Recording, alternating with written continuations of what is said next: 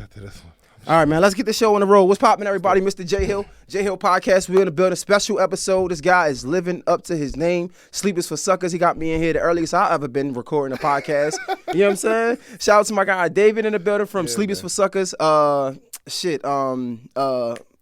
is it? Social Proof. Yes, sir. This guy has been doing his thing for like maybe I want to say like 13 years now, right? Man, it's been a minute, brother. I left the Cheesecake Factory 2012, so about 10. 10 years. Okay. Yeah.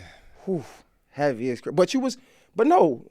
So that don't count because you were kind of in your entrepreneur bag while you was there. You said you needed 3 months to stack up. I mean, I've been in my entrepreneur bag since I was young. A kid, yeah. Yeah, like breaking leaves and shit like that. I'm a Willenboro, yeah. So, it's snow. It got to snow a lot to get out of school, but if you do get out of school, all my friends are like, yo, let's go play football. I'm like, no, I got a shovel. Yeah, my neighbors still got to go to work. I'm trying to get to this money. So. Nah, facts. Yeah, I've been an entrepreneur forever, though. It's crazy. Do you think the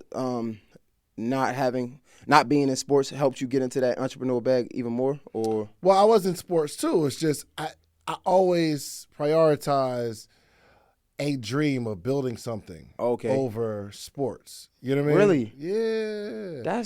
I mean, at one point, I had the life-size poster Allen Iverson on my wall. You know what I mean? I wanted to hoop, but as soon as I got to college, it just became the older I got, the less important it became. Wow, that's crazy because usually everybody the further into it you get, the heavier the dream gets. Like, oh, I'm here. I'm in college. I'm playing at a collegiate level, especially. You know what happened? I was remember a company, Prepaid Legal? I don't know if y'all remember. It was like a multi-level marketing company. Like, yo, I recruit 3. Those 3 recruit 3. Like, I got exposed to one of those. And it was all these black people that's wearing suits that's getting money. Mm. And the more I got exposed to that, the less I wanted to play basketball. Okay. I'm like, yo, I want to be that. I want to be like a professional. Like, this is crazy. They had these tie, like the tie. I never seen a whole lot of people wearing a tie, like a dope tie. I'm like, yo, I want to do that. I want to learn how to tie one of them, and I want to get this money like them. Mm. And outside of that, when you go into one of those rooms, everybody respects the person at the front of the room. Mm. I'm like, I need that. Oh, wow. That's crazy because, like, I always say, like, getting into this space, I kind of got into it late. I wish I would have got into it a little earlier because, like, sometimes you can just tell, right? And then certain people know things and they say things like, oh, I never knew that. Like, even when I get into my music bag, because I interview a lot of artists, but a lot of people don't understand, like, I'm relatively new. Like, 5 years, but it's like people want to talk music, and I'm like, I wasn't even listening to music like that. Like, bro, I was like, you feel me? I was playing sports. Sports players, we in our own zone. We ain't really paying no mind. But, damn, that's crazy. So, it's funny that you say that because it was a question that I wanted to ask you before I go into the question. You got into that kind of you was introduced to that marketing side of things, right? And you liked it. A lot of times people have bad experiences with that. Do you think, though, I'm assuming, was you a part of Wake Up Now too? On the tail end before it exploded. Right. So what I'm going with is I feel like a lot of people that get into affiliate marketing. Yeah. They stay in it but they're successful in like every part of it. Like everything that that's new, they're able to be successful in it, get out, get into the next new thing. Right. But it's like the people that's not really into it, they always had these bad experiences. Like, nah, don't call my phone. Like none of that. Like, yeah, I was that guy. I joined every one, bro. Like every thing like that, I joined it because it made sense, bro. Like, you don't have to build the company. You just got to sell the product that they have. Mm. Building a company is hard. Bro, I have employees, right? So just today, this morning, I'm going through my YouTube analytics, which I do on a regular basis. I'm looking at like some of the past episodes, and I realized, one of those episodes ain't got a thumbnail on it. Mm. And then I looked a few episodes, another one don't got a thumbnail. There was like 5 episodes in the last like month that don't have thumbnails. Mm. So I'm texting my team, why don't we have what's up? Like, what are we talking about right now? So like outside of like there's the business. You have to market the business, you have to grow the business, you have to build the product, you gotta hire the people to build the product, but then you gotta like train and teach the people who's out there doing the thing for the business. And those multi-level marketing companies, affiliate market, they already do all that. You just gotta take this and sell it to your friends. That was attractive to me. Because then I just got to talk to people. I only have to acquire one skill set, communication and relationship building. That's it. Damn, that's crazy. I think I got into that late again because by the time I got into it, I'm like, man, this shit is not for me. We had back home we had something called Vector Marketing. Like they had sold knives. So like, man, you from up north, you probably heard of Vector. They used to You probably talking about a Cutco. Well, Cutco joint where they cut the penny with the scissors? Yeah, but I guess for us it was called Vector. Like things like Vector, like scissors and knives or some shit, like the best knives. And I tried that, and it's just like, nah, bro, it's not for me. Like it's not my thing. So, but it's been things that I've been really successful with. And I want to ask you this question: do you think it's like a GOAT gene, or you can teach these things to different people, and it can be just as good as you are, or sometimes people just have to have it in them? The actual ability to become successful, that has to be worked on for everybody. But is there like a GOAT gene? I think the desire has to be embedded somehow into the fabric of who you are. You have to like want more. I don't know how to teach somebody how to want more. But the skill set, anything you do, long term, you get better at, period. Everything gets better through longevity. Everything. So if I'm playing ball, and let's say I shoot 100 free throws and I make one, I would bet everything in my bank account if that same person shot another 100, they'll make at least two. Because the more you do something, the better you get at it. So if you are consistent and locking into one thing, and you're honing the skills and you're able to look at the analytics of what's going on, what you're doing and how what you do affects the outcome, if you stay in that lane long enough, you'll win, period. It just is what it is. Damn. I ask that because, like, you know, sometimes as guys who, like, you know, have success, we try to get other guys to be successful like us, or we try to build this team. And sometimes the team isn't, or the people around us aren't as driven as we are. And sometimes that can be frustrating. But it's like you try to teach them, but it's like they just don't get it. You ever go through that? Yeah, but I mean, you would expect them to operate that way. It's not their dream, it's your dream. Why would they be as driven about something that you're building as you? Bro, you're literally chasing a ghost right now. Damn, it's crazy. So, I think, not to cut you off, I think that, I just feel like, I think I heard you talk about this before. I feel like if we all are good at what we good at, we can be great at that, right? So if you want to be hypothetically, you want to be a cameraman, why not practice with me and put your 100% into it? That's your dream. That ain't my dream. For sure. That's how I look at it. But when you're having that conversation with them, they know in the back of their mind you want them to be a great videographer so that it could build the Mr. J. Hill show. In their mind, like you're saying, yo, you should be the best at it. You should be driven, but they don't have their own vision. Every single person on my team, without exception, like if you're with me for a little while, I'm going to start dropping seeds of, yo, we can build something together. Okay, my videographer, Reese, right? He produces the show, he shoots the show, right? So I want him to be a better videographer so that the show gets better. He knows that. I understand that. But I'm like, yo, Reese, let's build something together. You and I build something together that we both own. And the skills that you have right now are transferable to that thing that we're doing. So we came up with this idea. It's like, yo, we need to do this. I'm not going to say the product, but we should do this. And I'm like, all right, give me a presentation. Like, put the pitch together. How is it going to work? What is your responsibility? What's my responsibility of the company that we're building?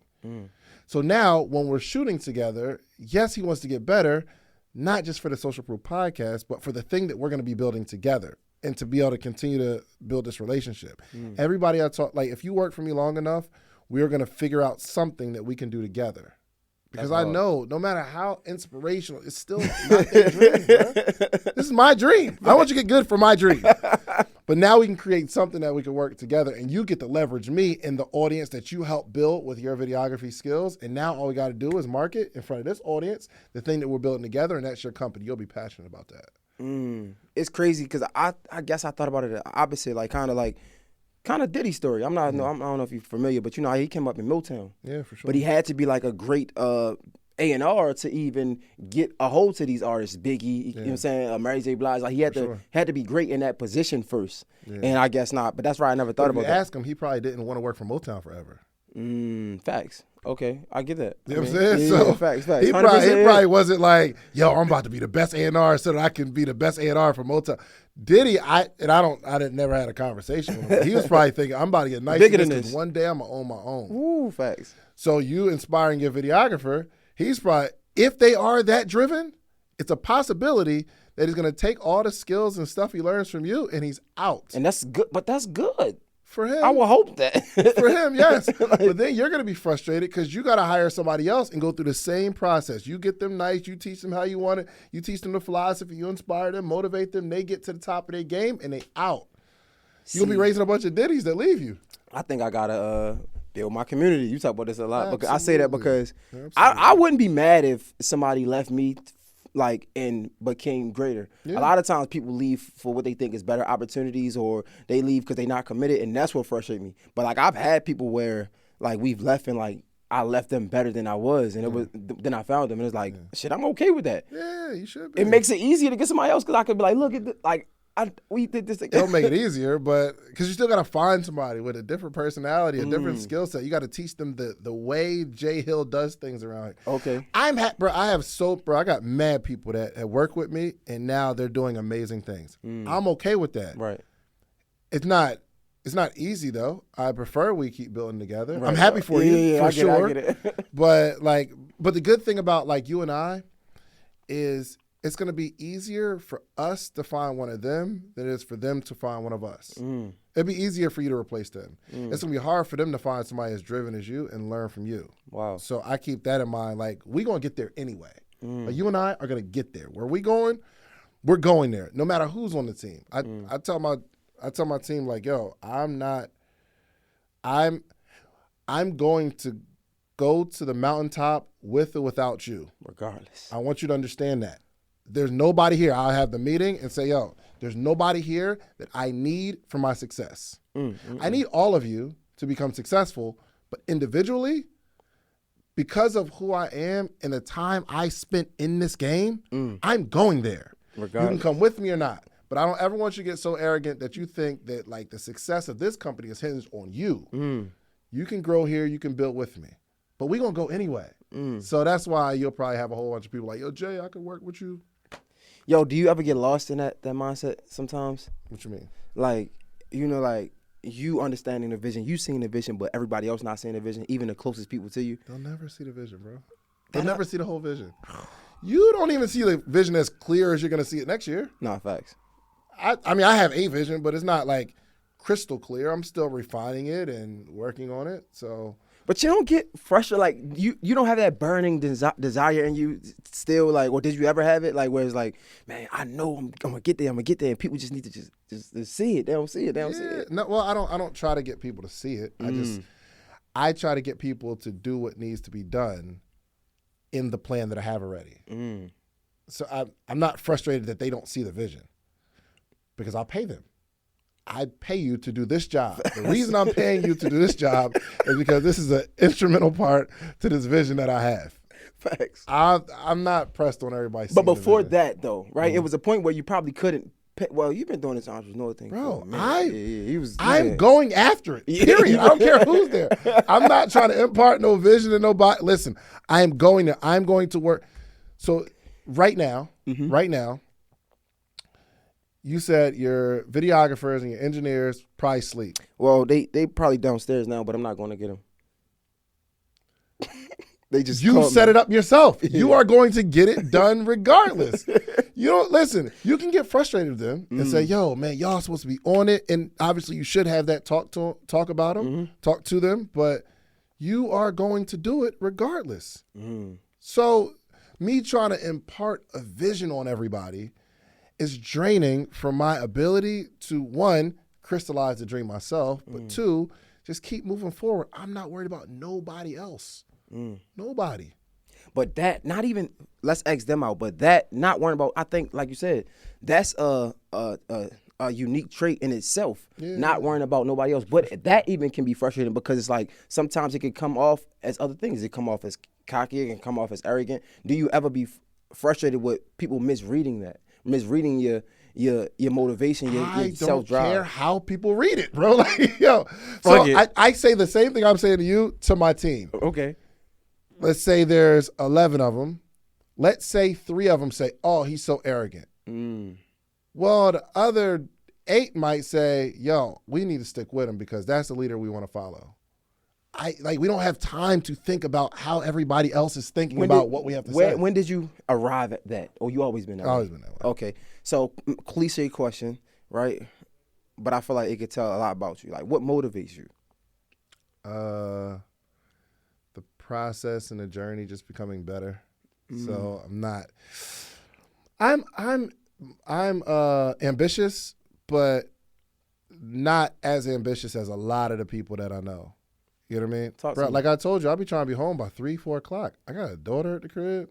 I set up my life to where I can be involved and build a business that I don't have to work so hard. Now, if I want to get to that next level, I'm going to have to work a little bit harder. But every day I decide, do I want to work a little bit harder or am I okay? I mean, I guess it's not that popular in terms of entrepreneurship, but I'm complacent, kind of. I'm good. I'm good with incremental growth. There's nothing that I can do. Well, I mean, I don't want to say it that way, but to go make $100 million, my man, him 500, he was like, he came to my event and he was telling everybody, yo, his goal is 100 million. My goal isn't 100 million.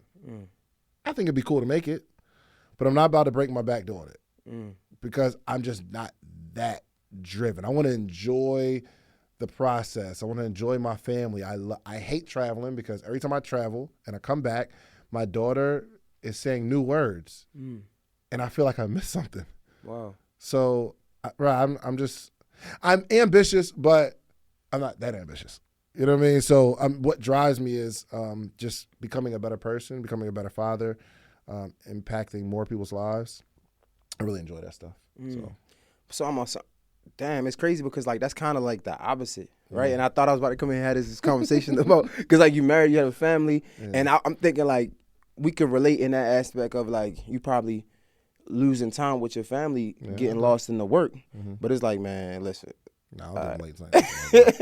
I ain't grinding late nights no more, bro. I ain't gonna lie to you. All right, so what you can teach me is talk to me about this aspect of thinking working hard versus working smart. I feel like a lot of us, the people that are ambitious, right, that are so ambitious, sometimes we get lost in working hard. And I came down here and like one of my worst compliments that I hate to this day now is Jay is one of the hardest working people I know. I don't want that title no more. I don't like it. It's just not. It's not smart. So talk to me about working hard versus working smart. How old are you? I'm 31. 31. Yeah. I'm 37 now. At 31, I was working really, really hard. So it's not that I don't work hard now. It's just I don't work as hard as I know I can. So I just make that decision every day. But my objective from about 18 to like literally I would say 35, I worked really, really hard. Trying to figure it out, working on the skill set, right? I left my job in 2000. I started Sleepers for Suckers t-shirt brand in 2010. I left the job in 2012, like October 2012. And I have a kiosk in the mall where I'm out there grinding every single day. 2013, I opened another kiosk. 2014, I opened a store. And I got all this stuff. In 2014, I dropped my book. And I started speaking and teaching in 2015. And I'm building communities 2015, 2016, 2017. I'm still out here grinding. 2017, I get married. 2018, I'm still grinding, building this podcast, doing events. 2019, like I just got to a point where I'm like, yo, I don't want to work that hard. And I have I got a program called the Morning Meetup, right, where I jump on a call every single morning. And people are like, yo, every morning you are dedicated. Well, it's just an hour out of my day every day. So I work 5 hours, and it's almost a 7-figure company. I work 5 hours a day, 5 hours a week, 1 hour every day, Monday through Friday, where I can impart like information to people. I only record typically on Wednesdays, unless I have like something special going on like today. But I only record podcasts Wednesday. So I'll do like 5 episodes on Wednesday. Okay. But I've designed my life to where I can be effective, but it doesn't take all of my day or all of my time. You know what I mean? I think even that in itself, recording on Wednesdays is smart because I'm still at the point where it's like, niggas like, when you record, whenever you want to. Like, Wednesday. Every day. I pack it all in a Wednesday. And I used to be like that too, but then I realized people just adjust their schedule to Wednesday. You know what I mean? If that's when the store is open, they'll come to the store when it's open. So would you say, this is another question I have for you, would you say that you had to go through that phase of working hard to understand working smart? 100%. 100%, absolutely. And it's not like I'm like coasting, because there are like there's like windows where I do work hard, and I explain it to my wife, like, yo, for the next 2 months, I'm going to be working hard. I'm probably going to be traveling a little more than I normally would. So it's like these spurts, but it's not like every day, all day grinding, working. It's just, I have these short runs of, yo, this month I got to go get it. So the last few weeks I've been working a lot harder. That's why today is what, Sunday? Today's Sunday. I'm doing this interview with you, and then I got to go to my studio. I got 2 interviews. But again, I only record on Wednesdays. Right. So, but I'm doing Sunday because my baby's coming soon. And from like November 15th to about December 15th, I'm not doing nothing. I'm not going nowhere. I'm not traveling. Like maybe 3 weeks. I don't want to say the whole month, but for like 3 weeks, I'm not going nowhere. I'm gonna be at the crib. But it was like you said it was a time where you were like just grinding nonstop, right? And I think you even spoke about that when you was talking about just selling your shirts in an interview that I watched. But you were saying at one point it was like you learned that, bro, like I'm not trying to be doing this. Like I'm just grinding, right? It's like I'm busy. It's kind of like busy work compared to being productive. Yeah. But I was listening, and I'm like, man, it's always easy to judge something behind us when it's behind us. 100%. Right? So it's always easy to be like, man, nah, that wasn't smart. Let me do this program, right? Let me have this morning meetup. Or let me do a virtual learning class, right? But I feel like the grind kind of makes you credible. Of course. You got to go through that. That's what I'm saying, bro. You're 31. Grind. No, for go sure. crazy. Sure. I just don't feel like it as much. If you feel like it, go crazy. Yo, Neo is probably maybe like a little younger than me, but he's the hardest working man I know. And he got a bigger family than I got. It's your own desire, bro. But right now, 31, go crazy until you don't want to do it anymore. I woke up one day and I said, dang, I don't want to be to everyone's beck and call when I record. So it may be some sort of sacrifice. I don't know. But I only want to record on one day a week. So I know that I have something to do every Wednesday. So I just started it, and everybody started complying. And once you do it that way, it becomes the routine. You know what I mean? So you stop like spreading your whole week thin. You know what I mean? So I just got tired at a point and saying, yo, I want to only record one day.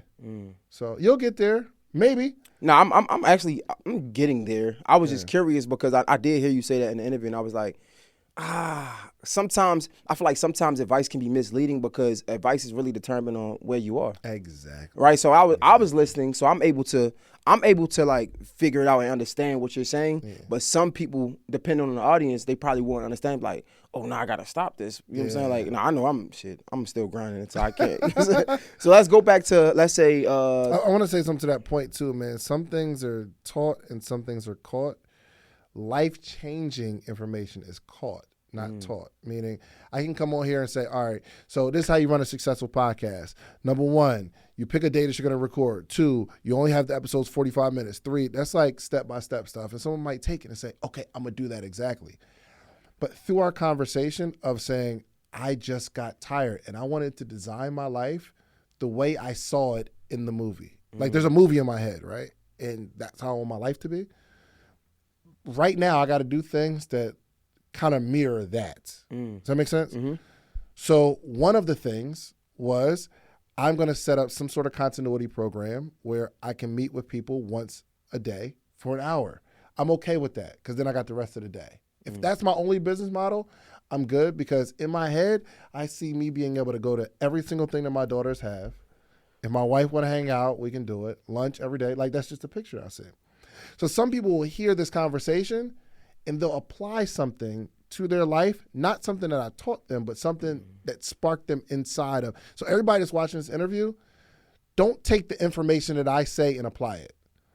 I want you to take notes on what you're thinking about as I'm saying certain things, and that's the life-changing information. Make sense? So, yeah, hopefully I just want to clear it up. It's the public speaker in you. This is crazy. The way you deliver it is fire. Like, I'm trying to get that. I looked at your TED Talk. I'm like, damn, this guy's good. So, but what, so, and I don't want to get too lost in the business, right? Because mainly my podcast is more personal than what you're doing. Yeah. Right? Where did you arrive? When did you arrive at understanding that I want my life to be set up like this? Right? Was it your wife? Were y'all getting into little arguments at a point in time because you was working too much? When did you arrive to where you at now? When you like, man, I want my life to be. I want this time for my family, etc. No, I don't think it was. I don't think it was that. I think it was getting in different environments and reading different books and seeing people. I met a guy at an event that I went to, like this high-level mastermind, and he told me he took 10 years off. He said like his health was deteriorating. He built a 8-9-figure business, something like that, and he took 10 years off to care for his wife and his family. He said he was burnt out. He said he took 10 years off. Damn. Imagine that. He has a huge company, and he said the company runs itself. He said I might peak in every now and again, but I ain't really worked for 10 years. He said, yo, I had to get my health right. He said I was way bigger and like, he's like just fat and just tired. And he said he took 10 years off, bro. And when he said it, I didn't think to myself, I want to take 10 years off. But I thought to myself, wouldn't it be cool to be in a position where I can do that and still be okay? So I said, okay, now I have to set up my life to where if I woke up one day and say, yo, I want to focus on my mental health, or I want to focus on my spirituality, and I want to just go. We're going to go to Mecca, or we're going to be a missionary, we're going to like travel, whatever we're going to do. I want to be able to do that. Not that I want to right now, but that conversation said, there's a world that people live in where they don't have to work for every dollar that they make. So I said, okay, I got to design my life in that way. That makes sense. So I feel like a lot of things that entrepreneurs go through, especially as men, I feel like the relationship part does play a part in it sometimes. Absolutely. Right? Like just because your woman one time with you, quality times, things like that. And sometimes being an entrepreneur, you get so lost in the work, you don't have it to give, or you don't think you have it to give. Yeah. Did you ever see that in your marriage early on? Yeah, 100%. How did you deal with that? Communication. Like I had to learn to tell my wife, for the next 2 months, I'm going to work really, really hard. I got to do some traveling. I'm going to take some other meetings. It might be later nights in this 2-month period. But after that, if you want to plan a trip after that, we can go anywhere you want to go. You know what I mean? So I had to learn communication. I can't just be grinding. And if she's in the dark, her mind will go all kind of places. Right? Tell me about it. If I'm not communicating. Right. You know what I mean? So I just learned to set the expectations up front. And it's still not easy, because even after you say it, it's like dating a girl like, yo, I don't want no exactly. I know where you was going. I don't want nothing serious. We having a good time. You could say all of that. You could draw it out. You could sign a contract. Say, hey, you're not gonna catch feelings, right? Well, I'm not your man. You're not my girl. We just hanging out. They're like, all right, cool. All right, let me sign the contract. Those good times turn to feelings, and you get what I'm saying. So I get it. Yeah. It's crazy, and that's why But it sounds like it's more than just communication, though, right? Because, like you said, you're not putting too much into. I don't want to say too much into your work. They say too much of something can be bad for you, right? It can be detrimental. Yeah. It's not like you're doing this for a year, 2 years straight, right? Yeah. And because you could be communicating and you're doing it for a year straight, and it's still like, bro, like, absolutely. You can tell me all you want. That shit. Absolutely. You feel what I'm saying? So I think it's a part of that too. Like, I'm just saying it's better than it was. I'm not saying it's perfect. It's better than it was. And I just learned communication is one of those things that makes it better than it was. Right. There's some things I'll probably learn next year that will make our relationship better next year than it is right now. So there is no, like, I'm just saying I did not figure it out yet. I don't know, but the objective is to like just make things a little better now than it was. So I'm learning some things. Is your wife an entrepreneur as well? Nah, she just started a home healthcare business though. Set her up with that, and she's got her first client, so I'm excited about that. But when you first met her, she wasn't? Huh? But when you first met her, she wasn't? No. Yo, she told me she would never be an entrepreneur. Yo, she was like, she got a corporate job. She was working for Allstate or some insurance company. I don't know. She was working for someone. Where was she working? I can see corporate job. Corporate job. Yeah. So she's like, nah, I love my job. I got the benefits. I'm cool. I'm good at what I do. And I told her, you are not going to like that job forever. I said, I'm about to expose you to too much. You're going to see too much. You're going to see how I wake up every day and I ain't got to go nowhere. You're going to see how I don't got no boss. We're going to do a bunch of cool stuff, and I'm going to put you around some other rich people who don't do nothing. Like they don't have to wake up 2 o'clock either. I said, eventually, just being exposed to it, it's going to change your mindset. She said, nope, I love my job. Y'all can have that entrepreneurship stuff. And one day she came, oh, I got this idea for this business. And then she sees like what's going on in my world. And now going to work, it's more frustrating. You know what I mean? Mm-hmm. They can talk to me any way they want to talk to me. I got to be here. I don't want to go. I'm on a trip. I got to go to LA for a couple days. And I'm like, yo, you want to come? I ain't got the days off. Oh my gosh, I ain't got the days off. It's frustrating because she's exposed to something else. Yeah, Besides outside of that business, right? Mm-hmm. Talk to me about some of the hiccups or the frustrations that trickle down from that, right?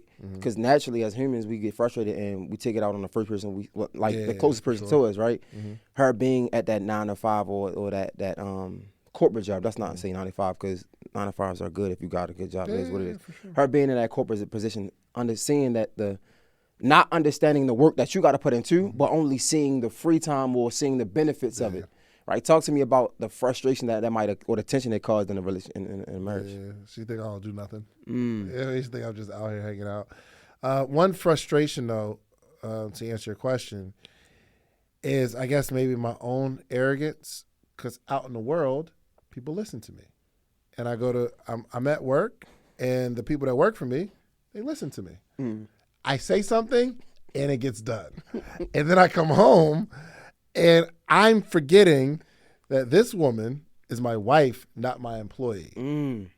So there can be some tension there because outside of this house, I'm the man. When I come in the house, it's different. You know what I mean? So there's a certain expectation that I have of when I ask her to do something, if she's tired or doesn't want to do it, then I can get frustrated because I feel like in my own arrogance, I deserve to have you do the thing that I'm asking you to do. And that was me in the beginning being immature. I'm a lot more considerate now, but that was a frustration. You know what I mean? But she didn't have any like frustration on you because it just looked like you had a free day. Like, yeah, she just, how do y'all get through that though? Like, it's learning, it's growing, bro. I don't know how to tell people how to get through it, but I think the longer you're in something, the better you get at it. Period. If you want to improve. You know what I mean? I think it's crazy that you say that because in the new day and age of relationships, it's all about like self-care, and a lot of people think self-care is running. A lot of times, right? A lot of people running. Yeah. Not what I mean by that is if something ain't working in my way the way I want it to work, I'm out. Right, this isn't good for me, right? But like you said, the longer you be with somebody, kind of the better it gets, right? Because if you're working, yes, if both of you are working on yourselves, so I stopped trying to work on her, and I stopped trying to. You got to think as an entrepreneur. I'm into personal development. I read books. I used to try to get her to read books. I used to try to get her to see things in a certain way. You used to try to get her to be you. I try to get her to be me or one of my employees. Because I'm trying to fix the mindset and how you look at things. But I stopped focusing on trying to change her and focused on trying to change me. If she does something to get me upset, in the beginning, I would focus on, okay, like, why are you doing that? Like, why are you saying that? That doesn't make any sense. But now, these days, I'm focused on why does the thing that you say get me so upset? What about me is frustrating? What about what you said is making me upset?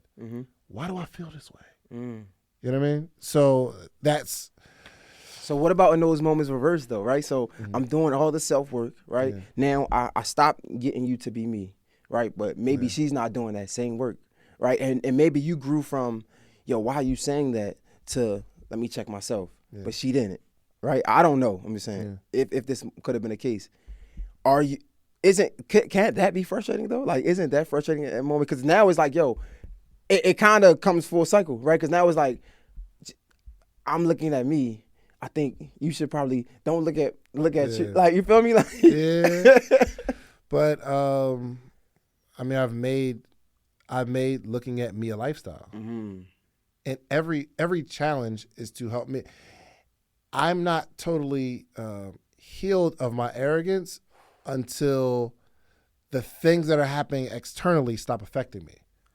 If they affect me, I'm dedicated for this long term, Sheesh. and I'm trying. Again, I don't always handle it the best. So when we're in a situation, I'm able to hold my tongue, but even that's an issue because I get distant. I kind of go into my shell. I'd rather say nothing than to like Engage argue. into. Yeah, Mm-hmm. that's not healthy either. Mm. So I'm actually still trying to learn how do I express myself in a way where my expression isn't offensive, but I'm saying something at least because I'm really good at going into my corner. I'll go into my office. I just won't say anything. So I'm still failing that test, but I'm committed to getting better at it. But I think, honestly, I feel like that's a lot of us men, though, because coming up, you had 2-parent household. Yeah.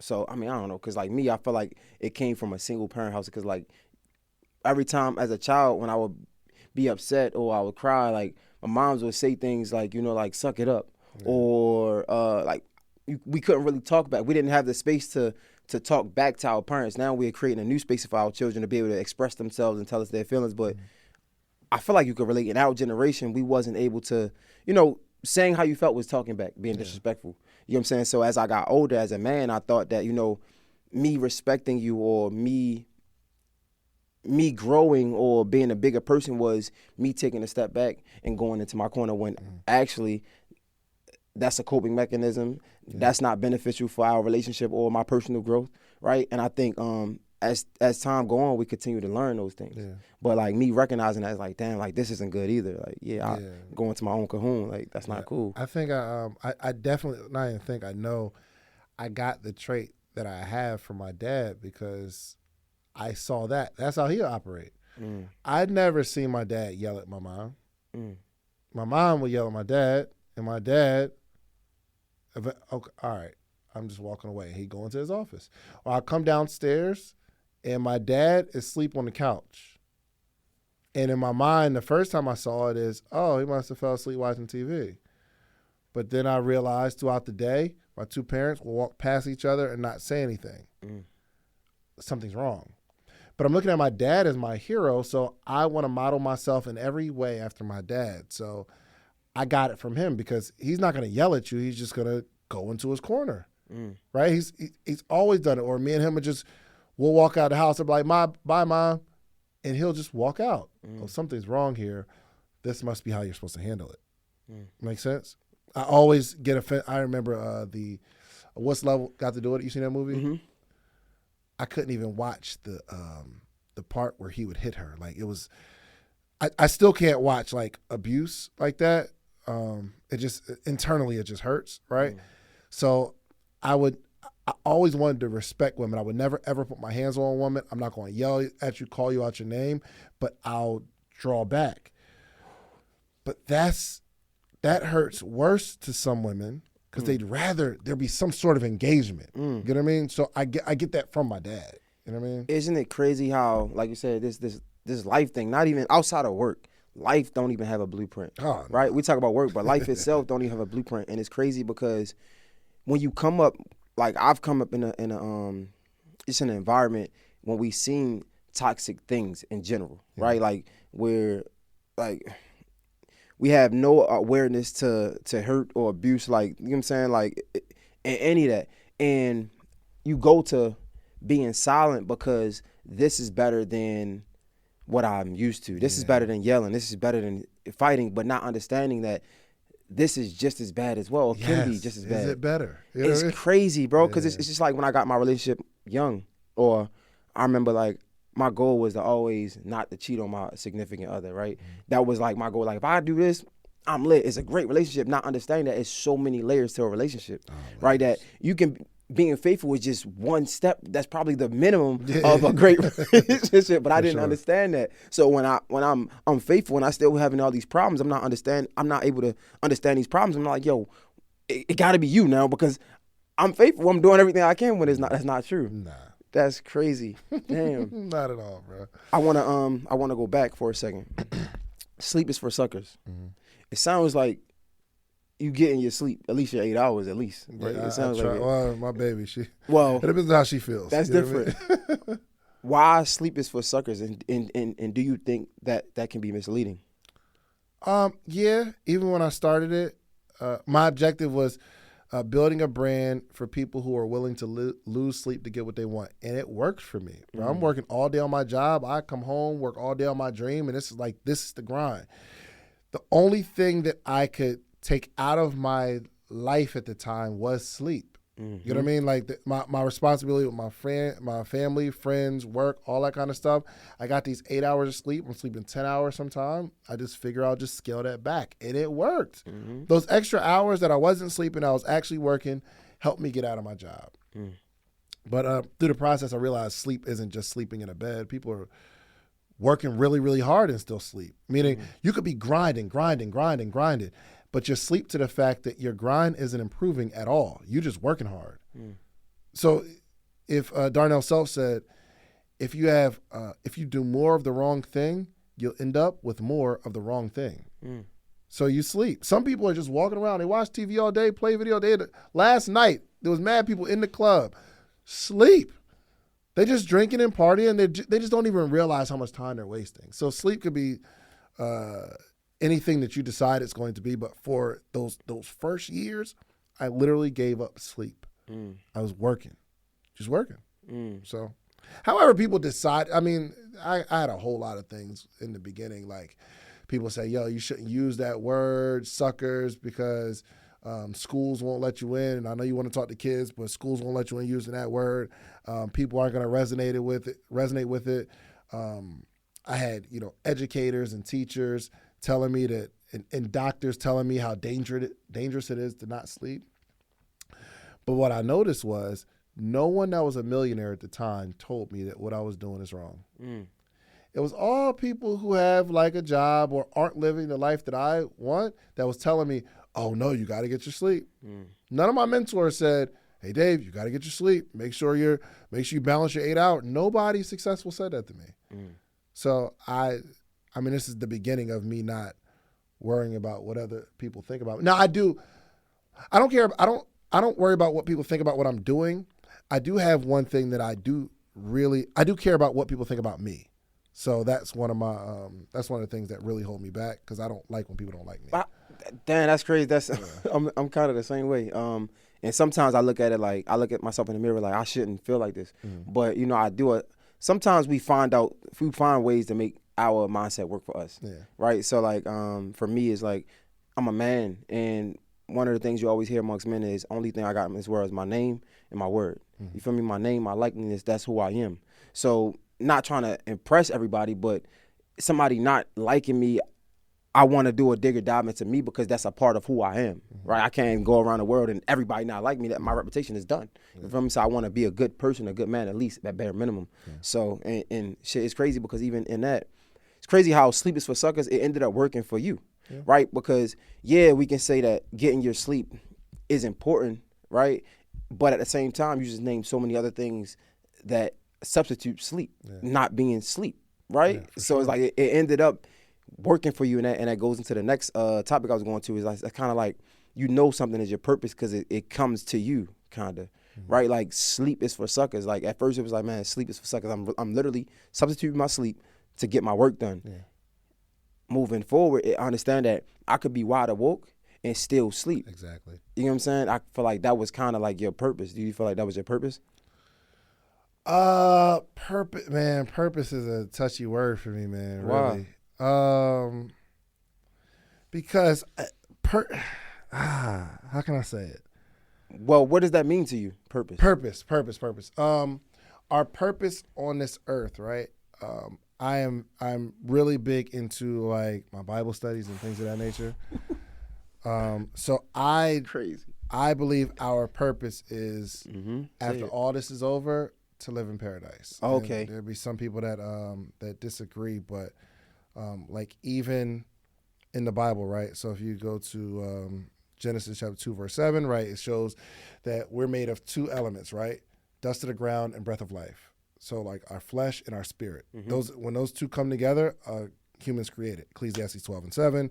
When they separate, the dust goes back to the ground. Your spirit returns to God who gave it, right? You can't return to somewhere you've never been. So meaning our spirits return to God. And where does God live? In heaven. Spiritual beings that live with God in heaven are angels. So the Bible really describes how we were angels in heaven before we came to this earth. Solomon described it. Job described it. Like, it's just, the objective is to like live a good life, honor God, and go back to heaven. So I don't care. I know that God doesn't care whether I'm a PE teacher or I don't know, a barber.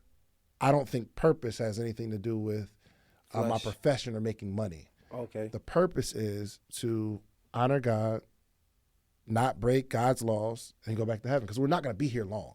No, facts. I thought, I'm not gonna lie, I thought I might have got it wrong. I thought the whole purpose, just biblically wise, was to bring somebody else to Him. Yeah, 100%. To bring somebody else to God. Absolutely. And even that, in my human flesh, right, I was able to finesse that some way to work for me. And I think I started to say, like, you know, if I can't bring somebody else to Him, the least I can do is teach somebody not to make the same mistakes that I made. Yeah. Right? So it's kind of like one and the same almost to me. That's what I was thinking. That's what I would say. Like, and that's why I try to use my platform to really show people what makes you human, right? So we can talk about the businesses that you got, the events that you got going on, like shit, the 6, 7 figures that you made from your podcast, and that's great, right? But I feel like you being here, people already know that, right? But what makes you human, like the things you go through in your relationship, right? The things you feel, you've been spitting at those Bible verses, right? It's like, damn, like, that's who I am. Yeah. That makes me like them even more, right? And I think, I honestly think that's my purpose, but hearing what you say, I mean, I think it all can be kind of in the same. Yeah, subjective to what you believe. What you believe. Yeah. Sure. Do you think that just speaking to like the audience and teaching people, do you think that you being a motivational speaker, you having all this wisdom, this knowledge and education, as far as like reading books, you've been around so many people that make money like yourself, do you think that can be a downfall to your personal relationships outside of work? Ask me the question a different way. Okay, I like that. You being a motivational speaker, all right.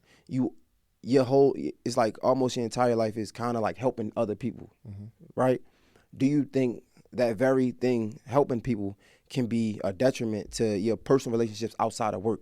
Because a lot of times when you're doing that, it's work. You're doing a TED Talk, you're doing a podcast, you're giving people game, you waking up doing the morning calls. A lot of that is to help people out, but you're getting paid for that. Yeah. But sometimes in your personal relationship, maybe your wife, your friends, they don't want that, David. They're not asking for that. It's like, bro, just be my friend. Do you sometimes find it hard, or do you disassociate with just being a friend versus a business partner? Really, that's a really, really good question. I think anything you do will get in the way of something else, right? I mean, if you're like, you have this podcast, if you start another company, right, it will affect your relationship in some way, because it's like less time with your girl, more time here. It affects your relationship. But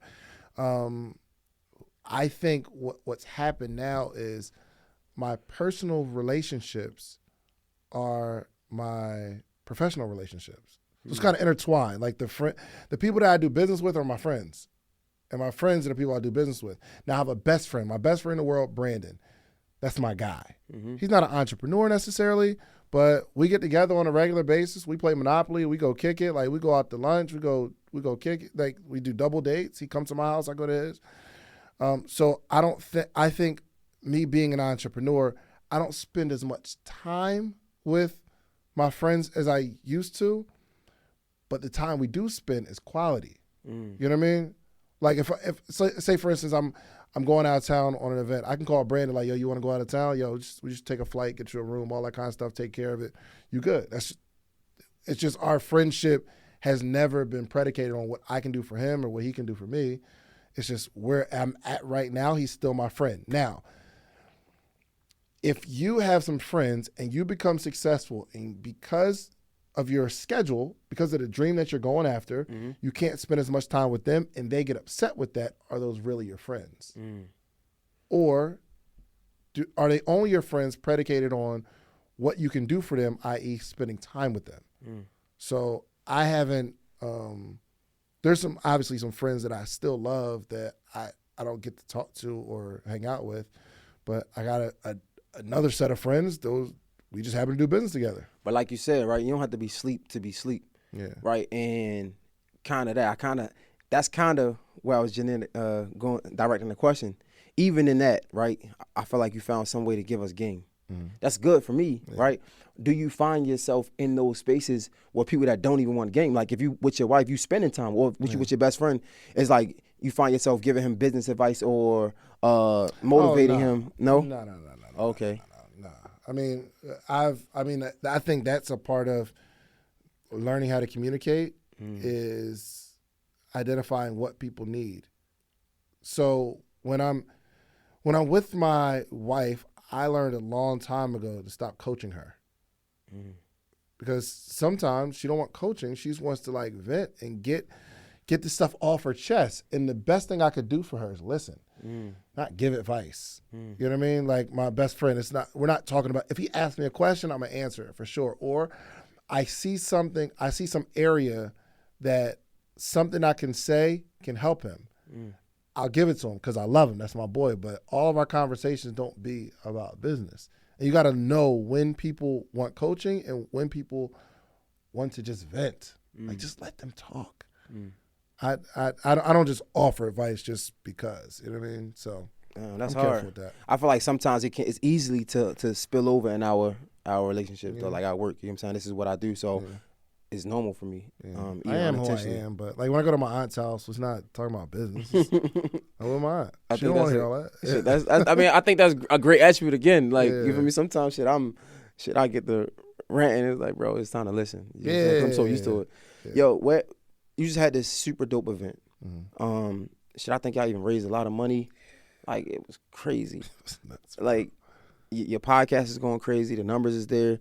Where do you think you are in life now? If you had to name this part of your career, what would it be? Growth, maybe. Impacting a lot of people.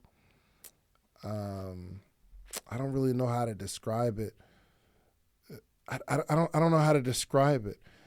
I will say that I feel the best that I can't say I feel the best that I've ever felt. Why not? My mom passed last year, Damn. December 2nd, and emotionally I'm still trying to handle it. And it's not like I think about her every day, but I know something's changed, and I'm still trying to cope with that. So I'm not as I don't know. It's still affecting me. I can't put my finger on the effect, though. I just feel that I'm different. You know what I mean? And maybe that's a part of kind of in my coasting where I'm leaning more into my family because my mom left me. Not she left me, but she passed. So I don't even know how to describe the feeling that I'm feeling, but I know I'm different. Before your mom passed, were you spending a lot of time with your mom? Yeah, obviously not as much as I feel I could have in hindsight, right? But I moved her in with me, and I was trying to give her as much as I could and do all that I can for her. But all that stuff doesn't replace the time that you spend with somebody. So I wish I could have spent more time with her in her healthier years. So this point in my life, I'm just trying to figure it out. So my mom passed. I have my daughter, and then my mom passed. So I'm learning fatherhood, even though I have a 12-year-old stepdaughter. My stepdaughter is 13. We're going to get together, man. So, she's 12. I'm learning that. And then I have a 19-month-old. I'm trying to figure that out. And then we have another baby that's coming. So we have a little baby, 12-year-old, pregnant wife. I'm trying to figure all that stuff out. Mm. My mom's not here. I don't spend nearly as much time with my brother. Just built another studio. Everything's growing. I'm and like preserving my my spirituality, my mental health, my emotional health. Trying to figure all that stuff out, and money can't solve those.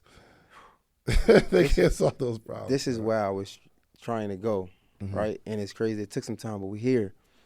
And then not even that, you didn't even speak on the time that you got people depending on you, right? Like your success is depending on a lot of other people's success, all of that pressure. How do you deal with that? You deal with it, bro. Every day you wake up, you keep the vision in front of you. Like there's still more things I want to fulfill in my vision, but you keep going after it. Are you doing therapy? No. You ever thought about it? I don't know. I think I did therapy a couple times. It never really. I don't know, man. I don't know how a therapist. I've never had anyone tell me that like therapy really worked. Well, people say it worked for them, but they can't tell me how it worked. So I don't know. I can tell you how it worked for me, right? And maybe it's different because we in this space every day, right? So I was telling my girl the other day, sometimes I don't want to be the boss, right? Sometimes I do want to just come in, sit in a chair, but I'm not there yet, right?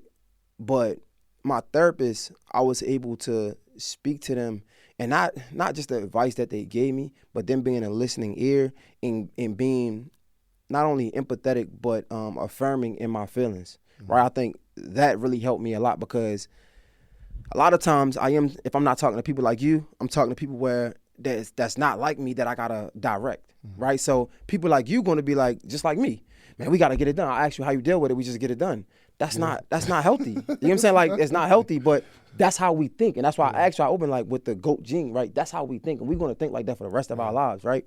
The people who working with us or for us, right? They don't get that, so I can't tell them to rest and chill. It's like, no, we got to get to it. You get what I'm saying? Yeah. So it's a cycle. We keep going through the cycle. So I have a therapist. My therapist is able to say, okay, you feel like this. I'm like, man, I'm trying to do this, da-da-da. Same way you explained it, right? And she'll be like, let's pause. Let's see where that come from. So the first way to get over something is recognize that we have the problem, right? And see where we get that problem from. Okay, so my mom did this and I did this, and now I understand it. Now, and at least it gives me some fulfillment to understand, okay, I'm normal here. I feel this way because I'm a man at the end of the day, so I'm a problem solver, but at least I can pinpoint it, right? At least I can be like, what, like you said, my mom passed, I don't even know, bro. Like, you get what I'm saying? And just getting some closure, I guess, to understand, to know, right? It can feel so much better. So like for me, that's what therapy did for me, just being able to understand that, like me and my mom's ain't the closest. You know what I'm saying? She asked me a question not too long ago, and it was one of the best questions that I never thought I needed. And she was like, how do you feel about your moms, right? And it's such a cliche question. It's like, I love my mom's dad, but I always said that.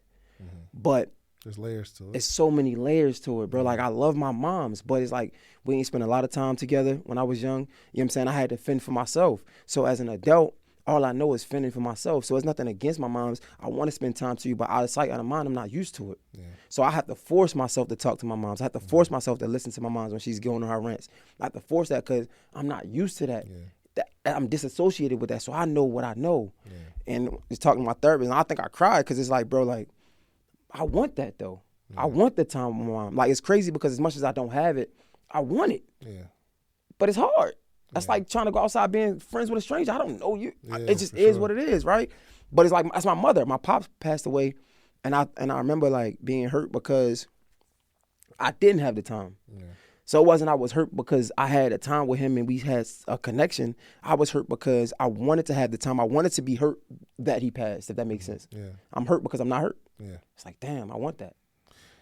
What do you want more? Do you want the growth of your business, or do you want a relationship with your mom? I mean, it's embarrassing to say to me, but I want the growth of a generation. And it's crazy because you talk about full circle. I said this when I was 12 years old.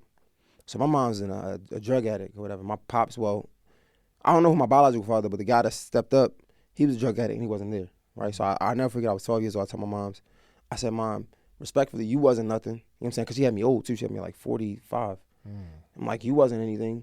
My father wasn't anything. If I be nothing. Man, did you say that? You weren't anything? Swear to God. I put this on everything. I said, you didn't do anything, you feel me? My pops, I don't know him, and the one that is there ain't do anything. If I don't do anything, I'm a waste of a generation. So I find myself, my business is going to create some type of generational wealth, right? Even if it's 2 generations, that's better than what I have, right? Like, because my mom, my mom's came from a big family. She did drugs, so she was like the black sheep.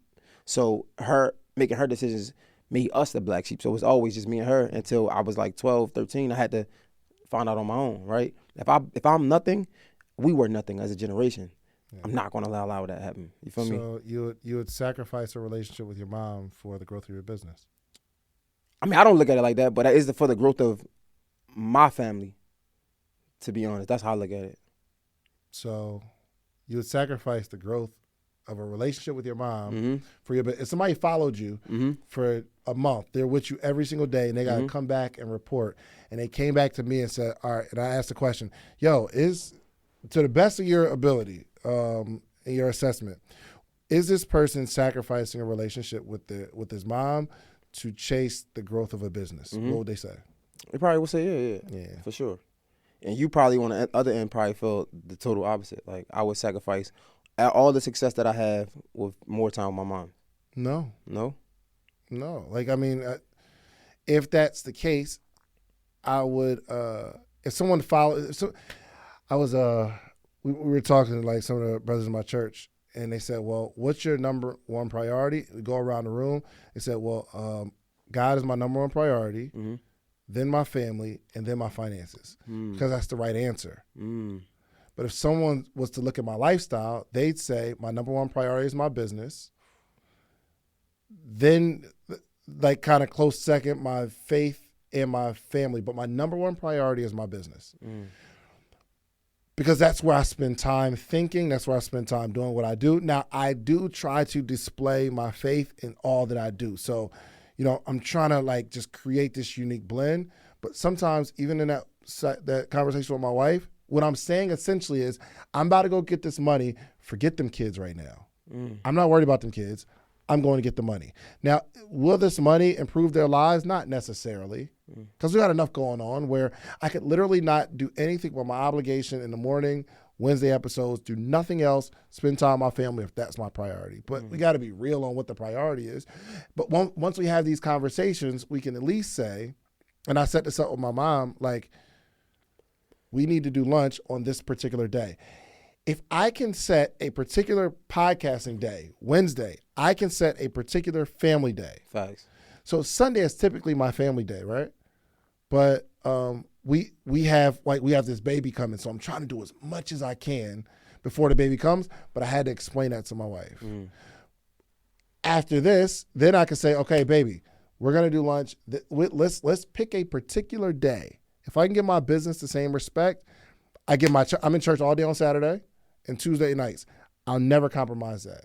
So now I have to, like, put my family on a day, right? So, I mean, it'll be just as, like, yo, I'm just going to call my mom every Monday at 10 o'clock when I wake up. That'll be my thing, and I set an alarm for it. Yeah. Or we're going to go to lunch twice a month, right? Let's at least give certain relationships the respect to have its own window in our life. So that may help. I don't know. So do you think, just going back to how you feel, right? Are you, like, intentionally doing these things because of the loss of your mom, or? I think everything that happens to us creates some sort of mindset shift that now I think that's a part of it. That's a part of the growth. I realize I didn't spend as much time with my mom as I probably should have. So that's why, bro, I'm home pretty much every day, 5 o'clock. No later than 5 o'clock, and I'm there with my family. We're going to eat, we're going to kick it, I'm going to play with my baby, I'm going to get my daughter, and then we're going to play. So I'm very conscious to get home by a certain time. But I don't know if it's just my mom passing, like I'm doing this because my mom passed, but I don't want to lose anyone else close to me and have to say, I wish I spent more time. I would hate that. So with all this success, right, you know, they say money isn't everything, right? Like, with all this success that you're having right now, some would say, like, you're at your peak, and you just keep going. It's still like a void that's missing. Yeah, but I think there'll always be a void. For real? Look at, what? Look at Kanye. He got everything that he said he wanted. And there's a void. Nah, no, he don't. What you mean? He don't have everything he said he wanted. Yo, his family is not there. He don't have his family. For sure. So he said he wanted to, when he was a producer, he was like, yo, I want to be the hottest producer. He got that. Then he wanted to be a rapper. He became that. Industry, fashion mogul, got that. Yep. But there's always a void, bro. Like, so maybe the going after becoming a billionaire, you got to sacrifice something. He sacrificed his family. I don't know the dynamic, but you'll always have a void, bro. No matter, I don't care how, like, if you have a checklist of 10 things where you want to accomplish and you want these 10 things going on in your life, there will be something that there's some element of going after the thing that you want that you're going to lose. There will always be a void. I don't care how successful you are. I don't care who you are. Name somebody with a perfect life. I'll tell you you're lying. Damn. Always. But are you okay with that, though? I know you know that. You got to be okay with it. What you going to do? It's life. It's life. No one has a perfect life. Everybody goes through heartache, pain, suffering. Everybody, I don't care who you are. Everybody, there's something going on. If you got everything going on outside, something inside is off. You might be at a perfect balance inside where you in your feng shui, but you don't have all the things externally that you like. Yo, you can't design a perfect life. You got to be okay with that. And we'll be here for a short period of time, and then we leave. That's why I had to. People get mad when I start talking about legacy is overrated. Nobody's going to care about anything that you built after a while. Look at Martin Luther King. Very impactful, right? I mean, got streets named after him. How often do you think about Martin Luther King? I mean, shit, is a street in probably every city around the country. But you just pass it saying, oh, I'm going to make a left on MLK.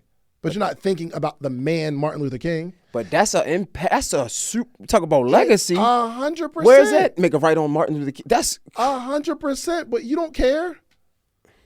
When you have Martin Luther King Day, when you got it off from work, you're happy because you get a day off work. You're not watching old Martin Luther King videos. You're not trying to go, let's take care of his family. For sure. I'm not. But I think that in itself, to have things named that you have, streets named that you, that's be celebrated in a way, even if I don't think of him, it's somebody who might does, right? It should be, but who cares? Who cares? Even someone that impactful. And the fact that we have certain freedoms today because of Martin Luther King. That matters, though. It does, but who cares? I mean, I care. Kinda. Like, when we're speaking about it, yeah. When we're speaking about it. Yeah, for sure. When we're talking about it. But even, I mean, I'm not, granted, I'm not going out fighting for civil rights or things like that because of Martin Luther King, but I definitely can be like, bro, I have somebody to look at and I can be like, this was done. It was done. I feel like even like I'm in a fraternity, say you're only facing what other men have met. I can look back and I can point it. I can look to a book and say, yo, he did this. 100%. So I wouldn't say I don't care. He did this, and then what? It helps. It motivates other people to do it. He's. We said we don't have a blueprint, but we can look at somebody who did it and had success at it. 100%. So I would, just because I don't care, it would be ignorant for me to say that doesn't matter. But though. you should. I'm not saying this. I didn't say it doesn't matter. I'm just saying legacy is overrated. So so this is kind of like the pinnacle of legacy. Martin Luther King. Yeah. Right? We go out and build $100 million business. Who cares? Our family. Kinda, but 80% of all millionaires are first generation, meaning it's only a 20% chance that money that you make in your time is going to transfer and your kids are going to be a good steward over it. I interviewed Dan Cathy, right? So Dan Cathy, his father, Truett Cathy, started Chick-fil-A. Passed the business down to Dan Cathy. Dan Cathy grows the business exponentially. He just passed Chick-fil-A down to Andrew and his family. So he got his family structured. This is crazy. But what he said was, most family businesses, don't make it past the second generation. Most. They are an outlier, right? We all love Chick-fil-A. But who cares about Truett Cathy? Nobody knows who he is. Okay, his family. And if I got a chance to talk to his family, a lot of them probably don't appreciate it because they just grew up in this life and they feel entitled, and it's just who they are as a person. What I'm saying is I can give my daughter all the money in the world, and it's not a guarantee that she's going to do anything with it. And the fact that she won't have to struggle, I could be killing her. I could be robbing her of an ability to build something. She might grow up super privileged. I might ruin her because I'm super successful. Damn. Legacy, who cares? Like the only thing we can do is in our sphere of influence, the people who come across us, hopefully we make an impact in this life. But after that, I was just watching, Wallow posted something today. My man said he started painting a picture of what happens after you die. Some people can't come to the funeral because they got other stuff to do. There's going to be a whole bunch of people laughing and joking at the funeral. 2 weeks later, nobody remembers. Life goes on. Your boss finds a replacement for you. Eventually, the person that you're dating will date somebody else. Nothing wrong with it, but I'm just saying it's a conversation about legacy is overrated to me because after you're gone, nobody cares because the world changes. Damn, I mean, that's powerful. That's powerful. I know I'd definitely rather leave my children better off than when I started. If they want to be spoiled and financially, financially, and you go to schools and talk to kids. You go to schools and like, I used to. Man, go to them schools in the rich part of town. Oh yeah, I never did that. Never did that. You would think. I'm talking about these kids driving Benzes, Mercedes, all that kind of stuff. Now, you know the issues we deal with inner city, right? As our kids, we go talk to our kids and our black kids, and you know what they dealing with, right? But them kids in the rich part of town, they're dealing with stuff way worse because they access to money, which means they can go buy drugs and they getting high in school. They're getting addicted early because they got the resources to do it. They feel entitled. They walk around feeling like, yo, they own the world because they ain't never had to want for nothing. I'm afraid of ruining my child with success. So I'm trying to be careful. Like I want to give my daughter the world. I want them to be set up, but I don't want them to grow up entitled. And how do I control that? But we really have no control over nothing. Exactly. And I talk to people that have kids about this all the time because we can pour as much as we want to pour in our children. At the end of the day, they got to make their own decision to be who they want. Yeah. Shit, I did an interview with Jess Hilarious, and she was saying like how, you know, she's changing the dynamic for her family, but what comes with that comes less time. Right, and now her son is complaining about not being able to be there for football games and things like that. But it's like, bro, I'm changing our life because but then you change it, right? I'm there all the time. We don't have no money now. You resent me because I wasn't able to provide for you like I wanted to. So like I think that's that's one of the frustrations of life. You know what I'm saying? Like we can't really call it. We could do all we want. It's not right. We can't control as much as we think. Get what I mean? So, and I think it's a conversation. This is a really good conversation we're having, especially in an entrepreneurial community. Like you're going to spend your whole life going to get it because you think you're going to build this legacy, and you're not. No one's going to care. You want to take care of your family, but in taking care of your family, there's drawback. So what's the point of it though? Get to heaven. At the end of the day, Solomon described in the Bible, he was like, yo, his major conclusion, he was the wisest, richest man in the world. Yo, he can have anything he wanted. He said the major conclusion, at the end of the day, it's meaningless. He said it's all meaningless. All this stuff that we're building on earth, it's all meaningless. So I'm not saying, like, I truly enjoy being an entrepreneur. I'm not going to kill myself to get a whole lot of money because I understand I have enough insight now to realize that once I get to 100 million, it's not going to feel like I think it feels. Can I ask you this question though? Sure. Somebody being, I'm not on the opposite, but me phone right there, being like on my way up there, right? Yep. I know you said you got something 12. Yeah. I got you. Do you think it took for you to be successful to understand that? Yeah, absolutely. Like, I feel like it's easier. Like, I think Drake had this famous line. I've been asking people this all the time. Drake had this line, people with no money act like money isn't everything. Yeah. Because it's easy to say that, like, when you don't have it. Yeah. Like, when you got it, you understand it. Yeah, for sure. So, damn. Yeah, I mean, every time you get to the top of the mountain, you'll quickly realize that you're at the bottom of another one. And then once you keep doing this, you understand that. Bro, it's a disappearing finish line. You get closer to the finish line, it disappears, bro. Like, yo, I was right there. And then you get into different circles and you see different things, you see different experiences. Then you realize all the stuff that you can't do. It's a disappearing finish line, bro. Yo, this is a great conversation. I'm gonna let you get out of here, man. I agree. We gotta do a part 2. This is great, I enjoyed man. it. I appreciate it, brother. Mr. David Shands, man, Sleep is for Suckers, Social Proof Podcast. Great dude. We ain't even get into the business. Yo, we'll do a part 2. I enjoyed this. Crazy. I appreciate it, bro. We need this sometimes, man. J Hill Podcast is rap. We out.